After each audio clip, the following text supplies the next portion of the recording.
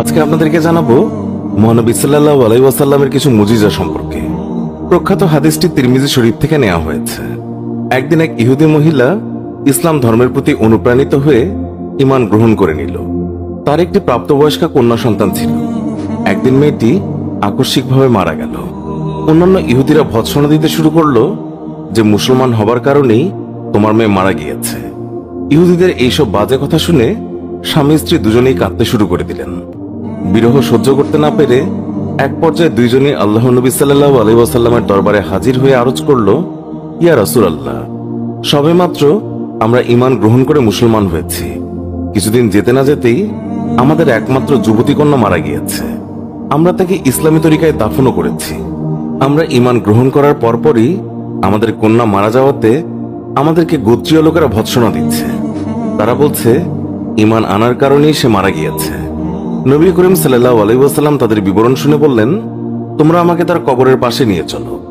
রাসূলের নির্দেশ মোতাবেক তারা তাকে একটি পাহাড়ের পাদদেশে নিয়ে গেল। সেখানে দাঁড়িয়ে ইশারা করে বলল, ওই যে পাহাড়ের উঁচুতে আমার মেয়ের কবর। এরপর নবী করিম সাল্লাল্লাহু আলাইহি ওয়াসাল্লাম নিচে দাঁড়িয়ে বললেন, হে আল্লাহর বান্দা। নবী করিম সাল্লাল্লাহু আলাইহি ওয়াসাল্লাম ডাকছে, তুমি বেরিয়ে এসো। নবীজির এই কথা শুনে সাথে সাথে কবর চিরে মেয়েটি বেরিয়ে এলো এবং ছুটে গিয়ে মা বাবার সঙ্গে সাক্ষাৎ করল। নবী করিম সাল্লাল্লাহু আলাইহি ওয়াসাল্লাম কবর থেকে বেরিয়ে আসা মেয়েটিকে বললেন, বলো, তুমি যেখানে ছিলে সেখানে যেতে চাও নাকি মা বাবার সঙ্গেই থাকতে চাও? যুবতী মেয়েটি বলল, হে আল্লাহর রাসূল, আপনি আমার জন্য দোয়া করুন যেন আমার মা বাবার অন্তর থেকে আমার মায়া চলে যায়।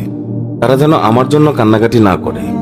আমি আমার স্থানে চলে যেতে চাই, কারণ আল্লাহ তাআলাকে আমি আমার মা বাবার চেয়ে অধিক ভালো পেয়েছি। হে আল্লাহ, আপনি আমাদের সবার গুনাহ ক্ষমা করে দিন, আমিন। কবর হলো আখিরাতের প্রথম ঘাঁটি। হাদিসে আছে, হযরত উসমান রাদিয়াল্লাহু তাআলা আনহু তিনি যখন কোনো কবরের পাশে দাঁড়াতেন তখন এমন ভাবে কাঁদতেন যে নিজের দাড়ি মুবারক ভিজে যেত। তাই একবার তাকে জিজ্ঞাসা করা হলো, আপনি জান্নাত এবং জাহান্নাম স্মরণ করে এত কাঁদেন কেন? যতটুকু কাঁদেন কবর দেখে, এর কারণ কি?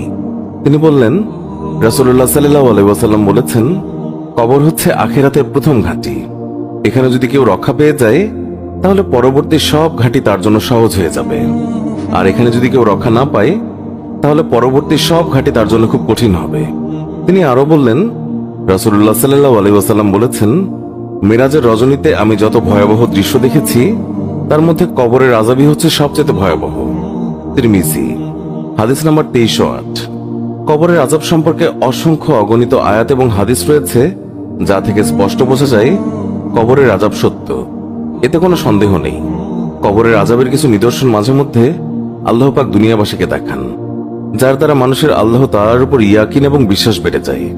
যেমন শাইখুল হাদিস আল্লামা জাকারিয়া রাহমাতুল্লাহ আলাইহি ফাজায়েলে আলম কিতাবে একটি ঘটনা উল্লেখ করেছেন, যে এক ব্যক্তি তার এক আত্মীয়কে কবর দিতে যেয়ে টাকার থলি কবরে ভুলে ফেলে আসে। তারপর মনে পড়লে গোপনে কবর খুঁড়ে টাকার থলি আনতে গেল। গিয়ে দেখে কবরের মধ্যে দাউ দাউ করে আগুন জ্বলছে। এই আগুনই হলো কবরের আযাব। কবরের আযাব সম্পর্কে হাদিসে অনেক ধরনের শাস্তির কথা উল্লেখ আছে। যেমন হাদিসে আছে, কবর হয়তোবা জান্নাতের বাগান সমূহের মধ্যে হতে একটি উল্লেখযোগ্য বাগান, অথবা জান্নাতের গর্ত সমূহের মধ্যে হতে একটি গর্ত। কবরবাসী যদি নেককার হয় তাহলে তার কবর হবে জান্নাতের বাগান, আর যদি বদকার হয় তাহলে তার কবর হবে জাহান্নামের গর্ত। কাশফের অধিকারী এক বুজুর্গ ব্যক্তি এক গ্রামে যান। তাকে দেখে সেখানকার লোক বলল, হযরত, এখানে এমন একটি কলসি আছে, কোনো সময় তার পানি ঠান্ডা হয় না, সব সময় গরম থাকে। এই ব্যাপারটি কি তা আমাদের বোধগম্য নয়। তিনি বললেন, ঠিক আছে, কলসিটি আজ রাতে আমার কাছে রেখে যাও। লোকেরা কলসিটি এনে তার কাছে রেখে গেল। সকালে তিনি তাদের বললেন, এবার দেখো কলসির পানি ঠান্ডা হয়েছে কিনা। দেখা গেল পানি ঠান্ডা হয়ে গেছে। লোকেরা আশ্চর্য হয়ে এর কারণ জিজ্ঞাসা করলে তিনি বললেন, এই কলসিটি এক মুর্দার মাটি দিয়ে তৈরি করা হয়েছিল, আর তখন এই মুর্দাকে বারজাখে আযাব দেওয়া হচ্ছিল। সেই আযাবের প্রতিক্রিয়া এই কলসির মাটিতেও ছিল। এই বিষয়টি আল্লাহ পাকের কুদরতে জানতে পেরে আমি মুর্দার জন্য মাগফিরাতের দোয়া করলাম। আল্লাহ তাকে ক্ষমা করে দিলেন। ফলে কলসি থেকে আযাবের প্রতিক্রিয়াও দূর হয়ে গেছে। এ থেকে কবরের আযাবের অবস্থা কিছুটা হলেও আন্দাজ করা যায়। কবরে আযাবের সাপের কথা বর্ণনা দিয়ে একটি হাদিসে বর্ণিত হয়েছে, রাসূলুল্লাহ সাল্লাল্লাহু আলাইহি ওয়াসাল্লাম বলেছেন, পাপীদের শাস্তি দেওয়ার জন্য কবরে এমন এক বিষাক্ত সাপ নিযুক্ত করা হবে যে সাপের বিষ তো দূরের কথা, যে সে যদি দুনিয়াতে একটি নিঃশ্বাস ত্যাগ করে, হে আল্লাহ, আপনি আমাদের এই কবরের আযাব থেকে মুক্ত করে দিন। আমিন।